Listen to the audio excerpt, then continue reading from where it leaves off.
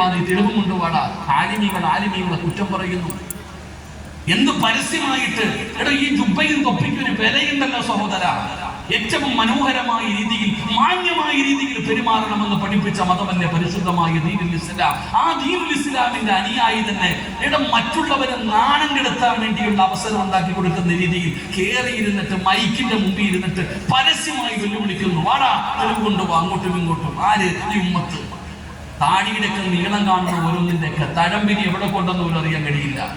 പരിഹാസവും കളിയാക്കലും അല്ലാഹു ഉമ്മത്തിനെ കാത്തുരക്ഷിക്കുമാറാകട്ടെ. എന്താ ചെയ്യണേ?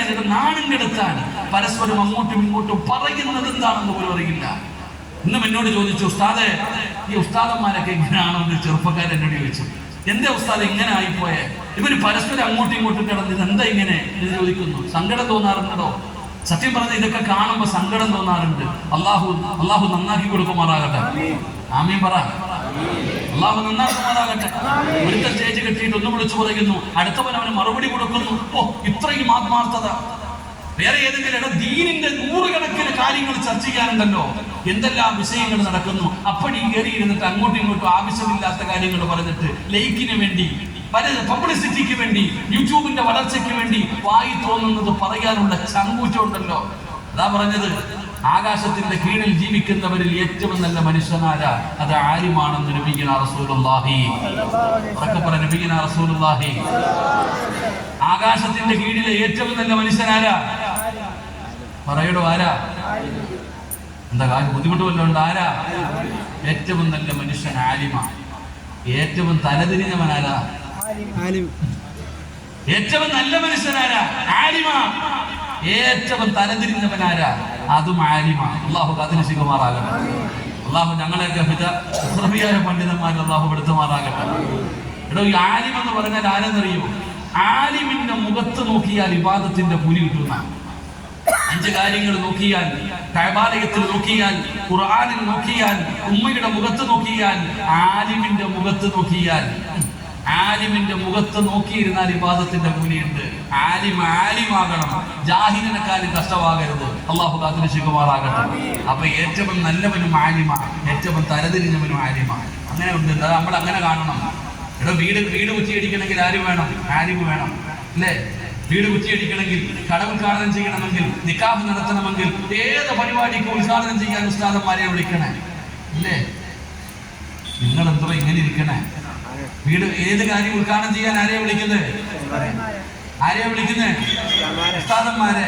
നരകം ഉദ്ഘാടനം ചെയ്യാൻ വേണ്ടി അല്ല വിളിക്കുന്നത് ആദ്യം കൊണ്ട് വെക്കുന്നത് ഉസ്താദിന്റെ ശരീരം തന്നെയാണ്. അല്ലാഹു കാത്തുരക്ഷിക്കുമാറാകട്ടെ. എടാ, വീട് ഉദ്ഘാടനം ചെയ്യാൻ ആരെ കൊണ്ടുവരും? ആലിമിനെ കൊണ്ടുവരും. ആലിമാണ് വീട് ഉദ്ഘാടനം ചെയ്യേണ്ടവൻ. കുറ്റിയടിക്കേണ്ട ഉസ്താദന്മാരെ, തങ്ങന്മാരൊക്കെ നല്ലതാ. പക്ഷെ ഇതുപോലെ നരകത്തെ കത്തിക്കാൻ അല്ലാഹു എടുത്തു വെക്കുന്ന 3 ശരീരത്തിൽ ഒന്നാമത്തെ ശരീരം, അതിലെ ഒരു ശരീരം ആലിമ. അല്ലാഹു കാത്തുരക്ഷിക്കുമാറാകട്ടെ. അല്ലാഹു കാത്തുരക്ഷിക്കുമാറാകട്ടെ. അതുകൊണ്ട് താടിയും തഴമ്പും കണ്ട് പെട്ടുപോകരുത്. ചിലപ്പോ തസ്ബീഹ് കാണും, വലിയ തട്ടവും കാണും, എല്ലാം ഉണ്ടാകും. അല്ലാഹു കാത്തുരക്ഷിക്കുമാറാകട്ടെ. അതുകൊണ്ട് എന്റെ പ്രിയപ്പെട്ട സഹോദരങ്ങളെ, മുഅ്മിനീങ്ങളെ, ഖുർആനിലേക്ക് മടങ്ങ്. അല്ലാഹുവിന്റെ ഖുർആൻ പറയുന്നത് കേൾക്ക്. ആ ഖുർആനിനെ ബഹുമാനിക്ക്, നീ ആദരിക്ക്, നീ ഒരു മുസ്ലിമായി ജീവിക്ക്. നിന്റെ ജീവിതം കണ്ടാ മതി ജനങ്ങൾ ദീനിലേക്ക് ഒഴുകി വരും. അല്ലാഹു അങ്ങനെയുള്ള ജീവിതം നൽകുമാറാകട്ടെ. അല്ലാഹു അങ്ങനെയുള്ള ജീവിതം നൽകുമാറാകട്ടെ.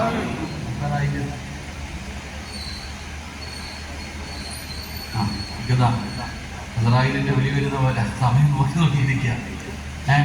വിഷയം പറഞ്ഞു തുടങ്ങിയതേ ഉള്ളൂ. അപ്പോഴത്തേക്ക് തന്നെ പ്രത്യേകമായി. ഒരു 15 മിനിറ്റ് കൂടി ഇരിക്കും. പോലീസ് വരുന്നവരെ പോട്ടെ, വണ്ടി വരുന്നവരെ നിർത്തിയേക്കാം. അല്ലാഹു ഈമാൻ തരുമാറാകട്ടെ. അല്ലാഹു ഈമാൻ തരുമാറാകട്ടെ. ഞാൻ വ്യാഴാഴ്ച ദിവസം പള്ളിയിൽ പോകേണ്ട ആളാ. പള്ളിയിൽ ജുമയുണ്ട് നാളെ. എനിക്ക് ആകെ വെള്ളിയാഴ്ച ജുമയ്ക്ക് മാത്രമേ പോകുന്നുള്ളൂ. പള്ളി ലീവ് ഉണ്ടോടെ അനിയായ പ്രസംഗമൊക്കെ പേടിയാടാ മക്കൾ. അതുകൊണ്ടാണ് എവിടെ ക്ലിപ്പറക്കുന്നതെന്ന് അറിയില്ല. നാളെ ഞാനിവിടെ പോകുന്നതിന് മുമ്പ് ക്ലിപ്പറയും കളയും. അവന് യൂട്യൂബ് വൃത്തം കയറിയിട്ട് ഞാൻ തന്നെ ഇങ്ങനെ ആലോചിക്കാം, എനിക്ക് ക്യാൻസറാന്ന് എഴുതിയിട്ടവനുണ്ട്. ഞാനിപ്പോഴും ആലോചിക്കുന്നു, വൃത്തൻ മാസ്ക് ഇട്ട് മുഖം മറച്ചിട്ട് സിറാജുദ്ദീൻ ഖാസിമി ഇനി മഹ്ശറയിൽ തീർന്നെന്നാ പറഞ്ഞത്. ഇതിൻ്റെയൊക്കെ ചങ്കൂറ്റ് നോക്കണോടോ. പറയാ പടച്ച റബ്ബി ഉമ്മത്തിനെ കാത്തുരക്ഷിക്കുമാറാകട്ടെ. എന്തായാലും എനിക്ക് ക്യാൻസറാണ്, ട്യൂമറാണ്, അരയ്ക്ക് താഴെ തളർന്നു പോയി, കിടപ്പിലായി പോയെന്നൊക്കെ പറഞ്ഞവരുണ്ട്. ഒന്നോർത്താ എന്നോട് എല്ലാവരും പറഞ്ഞു, ഉസ്താദ് ഒന്ന് മൈക്കിന്റെ മുമ്പിൽ കയറിയിട്ട് ഇതിന് മറുപടി പറയാം. ഞാൻ പറഞ്ഞു, എന്തിനാ?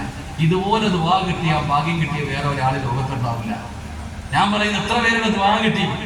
എടാ, ആത്മാർത്ഥമായിട്ട് നോമ്പ് പിടിച്ചിട്ട് ദുആ ചെയ്ത ഉമ്മമാരുണ്ട്. മംഗലാപുരത്ത് പള്ളിയിലൊക്കെ ജുമാ കഴിഞ്ഞിട്ട് ഞാൻ വെന്റിലേറ്ററിലാന്ന് പറഞ്ഞ് യാസീൻ ഓതിയിട്ട് ദുആ ചെയ്തവരുണ്ട്. എനിക്ക് വേണ്ടി ബക്കറ്റ് പിരിവെടുത്തവരുമുണ്ട്. അല്ലാഹു കാത്തിരിക്കുമാറാകട്ടെ. സിറാജുദ്ദീൻ ഖാസിമി ചികിത്സാ ഫണ്ടിലേക്ക് പിരിവെടുത്ത ആൾക്കാരുണ്ട്. എന്നെ കൊണ്ട് അവനെങ്കിലും ഉപകാരം ഉണ്ടായെന്ന് അങ്ങനെ ചിന്തിക്കാം. അപ്പൊ ഒന്നുകിൽ സന്തോഷിക്കേണ്ടവര് സന്തോഷിച്ചു, ദുആ ചെയ്യേണ്ടവർ ദുആ ചെയ്തു. അല്ലാഹു എല്ലാവർക്കും ആഫിയത്തുള്ള ദീർഘായുസ്സ് നൽകുമാറാകട്ടെ. അതുകൊണ്ട് എൻ്റെ പൊന്നാന സഹോദരങ്ങളെ, നമ്മൾ നമ്മുടെ ജീവിതം നല്ലപോലെ മുഅ്മിനായി ജീവിക്കുക. വെള്ള വസ്ത്രം പോലെയാ മുഅ്മിൻ. എല്ലാവരും നിന്നെ നോക്കുന്നുണ്ട്, നീ വിചാരിക്കുന്നു ആരും കാണുന്നില്ല, ആരും നോക്കണില്ല, എല്ലാവരും നമ്മൾ ശ്രദ്ധിച്ചുകൊണ്ടിരിക്കുക. ഒരു മുസ്ലിമിന്റെ ജീവിതം പടച്ചോനെ എന്തൊരു ജീവിതം എന്നറിയോ? ഇത്രയും മനോഹരമായ ജീവിതം. ഒരു മുസ്ലിമിന്റെ ജീവിതത്തെക്കാളും മാതൃകയുള്ള ഒന്നും ലോകത്തിൻ്റെടോ. ഒരു മുസ്ലിമായാൽ മതി. നമുക്ക് തന്നെ കൊതി തോന്നാറില്ലടോ ചില ആൾക്കാരുടെ ജീവിതം കാണുമ്പോൾ. മഹാന്മാരായ മഹത്തുക്കളായ നമ്മുടെ മുൻഗാമികളുടെ ജീവിതം പടച്ചവനത് കാണുമ്പോൾ തന്നെ, പറയുമ്പോൾ തന്നെ എന്തൊരു ആനന്ദപ്പെടോ, എന്തൊരു സന്തോഷപ്പെടോ. അത്തിപ്പറ്റ ഉസ്താദിന്റെ ഒക്കെ ചരിത്രം പറയുമ്പോൾ നമ്മുടെ ശരീരമൊക്കെ ഇങ്ങനെ, സമസ്തയുടെ പണ്ഡിതന്മാർ അലിക്കുട്ടി ഉസ്താദ്, കോയക്കുട്ടി ഉസ്താദ് ആകട്ടെ, അങ്ങനെ മരണപ്പെട്ടു പോയ മുൻഗാമികളാകട്ടെ, ശംസുലുലമയുടെ ചരിത്രം പറയുമ്പോൾ നമുക്ക് വല്ലാത്ത അത്ഭുതം തോന്നി. ഇവരൊക്കെ മനുഷ്യരായിരുന്നുള്ള. എന്റെ പ്രിയപ്പെട്ടവരെ, മുസ്ലിമായി ജീവിക്കാൻ പഠിക്ക്. നമ്മുടെ ജീവിതത്തിൽ മാറ്റം ഉണ്ടാക്കണം. അള്ളാഹു നമ്മളെയൊക്കെ നന്നാക്കി തരുമാറാകട്ടെ. അള്ളാഹു നമ്മളെ നന്നാക്കി തരുമാറാകട്ടെ. അതുകൊണ്ട് അൽഹംദുലില്ലാഹ്, എത്രയും നല്ല ഒരു സദസ്സ്. വെള്ളിയാഴ്ച രാവണോ ദുആയ്ക്ക് ഇജാബത്തുള്ള ഒരു മജ്ലിസ്, ദുആയ്ക്ക് ഇജാബത്തുള്ള ഒരു മജ്ലിസ്. ഇതിനേക്കാളും വലിയ ഒരു ചാൻസ് ഇനി കിട്ടൂല. അതുകൊണ്ട് അൽഹംദുലില്ലാഹ്, അള്ളാഹുടെ മുമ്പിൽ ആത്മാർത്ഥമായിട്ട് ഒന്ന് തൗബ ചെയ്തിട്ട് പിരിയാം. അള്ളാഹു ഭാഗ്യം തരുമാറാകട്ടെ. ഒന്ന് ദുആ ചെയ്തൂടെ? വെള്ളിയാഴ്ച രാവ് അൽഹംദുലില്ലാഹ്, ഇതുപോലൊരു അവസരം ഇനി തരൂല്ല. 300 മുതഅല്ലിമീങ്ങൾ, ഹാഫിളീങ്ങൾ, ആലിമീങ്ങൾ, സയ്യിദന്മാർ, പണ്ഡിതന്മാർ, ആലിമീങ്ങൾ, ഹജ്ജ് ചെയ്തവർ, ഉംറ ചെയ്തവർ, എല്ലാവരും നല്ല മനസ്സോടുകൂടിയിരിക്കുന്ന ഈ മജ്ലിസിൽ ഇതുപോലെ ഒരു ചാൻസ് ഇനി ഉണ്ടാകണമെന്നില്ല.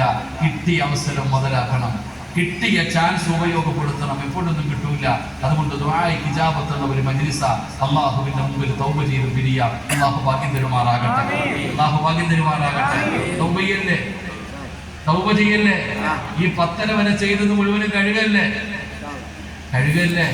നിങ്ങൾ എത്ര ഇങ്ങനെ ഇരിക്കണേ, അള്ളാഹുടെ മുമ്പിൽ കഴുകല്ലേ. സർവ്വ പാപം അങ്ങോട്ട് പറഞ്ഞിട്ട് അള്ളാഹുവിനോട് തൗബ ചെയ്ത് പിരിയാം. അള്ളാഹു നമ്മളെ നന്നാക്കി തരുമാറാകട്ടെ. വെറുതെ കിടന്ന് ഷോ കാണിച്ചിട്ട് കാര്യമൊന്നുമില്ല. തൗബ ചെയ്യേണ്ടതുപോലെ ചെയ്യണം. തൗബ എന്ന് പറഞ്ഞാൽ എന്താ? ഏതൊരു കാര്യത്തിലും ഇഖ്ലാസ് ഉണ്ടാകണം. ഏതൊരു കാര്യം ചെയ്യുമ്പോഴും ഇഖ്ലാസ് ഉണ്ടാകണം.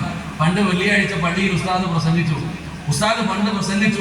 ഏത് പ്രതിസന്ധിയിലും അള്ളാഹുവിനോട് ഒരു മനുഷ്യൻ സഹായം ചോദിച്ചാൽ അള്ളാഹു സഹായിക്കും.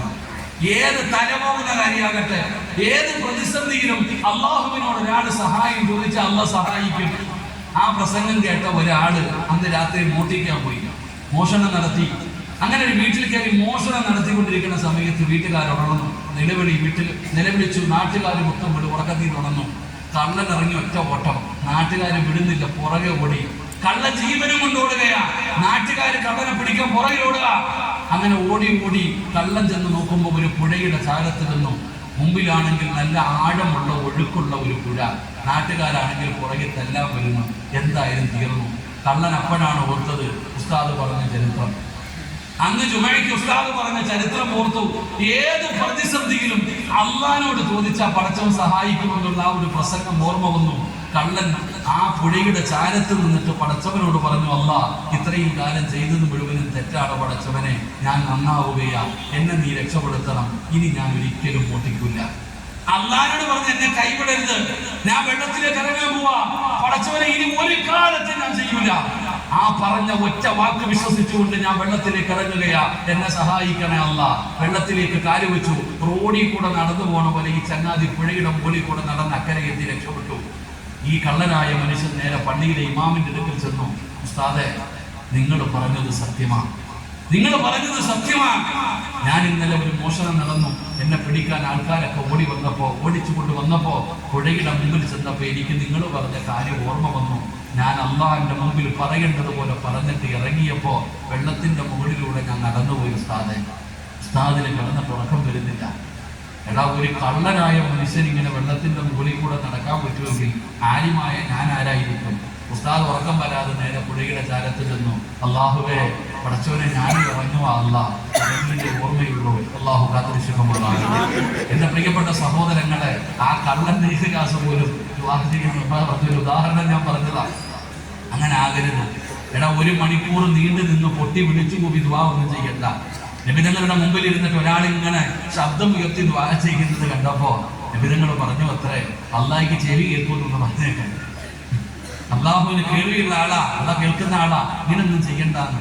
സഹോദര, ജീവിതത്തിൽ ചെയ്ത പാപം മുഴുവനും പൊറുക്കാൻ അസ്തഗ്ഫിറുല്ലാഹൽ അലീം എന്ന് മനസ്സറിഞ്ഞിട്ട് ഒറ്റ പ്രാവശ്യം പറഞ്ഞാൽ മതി. അള്ളാഹു ഈമാൻ അസ്തഗ്ഫിറുല്ലാഹ്, അല്ലാതെ അസ്തഗ്ഫിറുല്ലാഹ് ഇങ്ങനെ ഇരുന്ന് അടിക്കണം. ആ അസ്തഗ്ഫിറുല്ലാഹ് അല്ല, അതിനിടയിൽ 150 പാവവും ചെയ്യും. അസ്തഗ്ഫിറുല്ലാഹ്, അസ്തഗ്ഫിറുല്ലാഹ്, സുഖമാണോ അങ്ങനെ കണ്ട